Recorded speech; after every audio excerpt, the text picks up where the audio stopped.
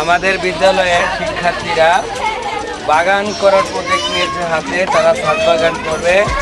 এই ছাদ বাগানের উদ্দেশ্যে তারা এই যে সারি সারি গাছ এনে লাগিয়েছে। যেহেতু শীতকাল, এই যে তারা ব্যাগ দিয়ে বিভিন্ন ধরনের উপকরণ এনেছে।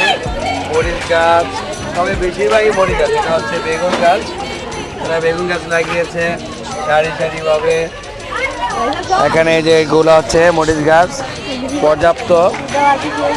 তারা এখানে এই ছাদ বাগান করার যে প্রজেক্ট হাতে নিয়েছে, এখানে তারা মাটি, তারপর হচ্ছে গোবর, জৈব সার যেটাকে বলে জৈব সার ইউজ করেছে। তারপর তারা নারকেলের ছোবা, যাতে পানি আটকে থাকে বালতির ভিতরে, নারকেলের ছোবা ইউজ করেছে। এখানে বড় বড় মরিচ গাছ অলরেডি। এটা মনে আগে লাগাইছো তোমরা, ঠিক না? এটা আনছুই বড়।